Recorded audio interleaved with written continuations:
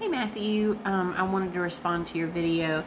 I like everything that you put in there about all the topics that we needed to cover. I wanted to kind of bounce off Medicaid fraud because we actually had a place locally that had to shut down because they were also committing Medicaid fraud. And unfortunately, I've heard of this happening in my state, South Carolina, a few times, unfortunately. So it's definitely an unethical thing that you can lose your license for. I know that you mentioned the first offender getting probation for the unprofessional and unethical behavior. You know, in South Carolina, our law state, and I'm sure with every state, that in Section H, we're to maintain the highest level of professionalism and ethical responsibility. And that covers how we are as counselors and how we deal with confidentiality and all the policies of the office that we're working in, along with proper record holdings that you mentioned.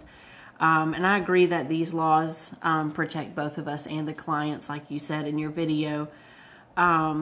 I know that you mentioned that one of the repercussions for one of the counselors that had to get reprimanded was monthly counseling, and I think that's actually a good thing to for someone to have if they have broken one of the guidelines that we need to follow as counselors, but also as a preventative measure.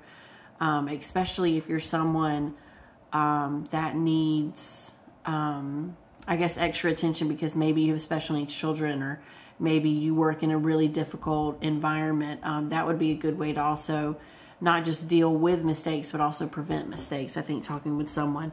And I agree that self-monitoring is extremely important. That's something that I'm working on in advance to becoming a counselor. And I like that you mentioned the 10 activities that can help. And exercising, nutrition, and new hobbies are some of the things that I'm actually trying to get better at in preventing burnout.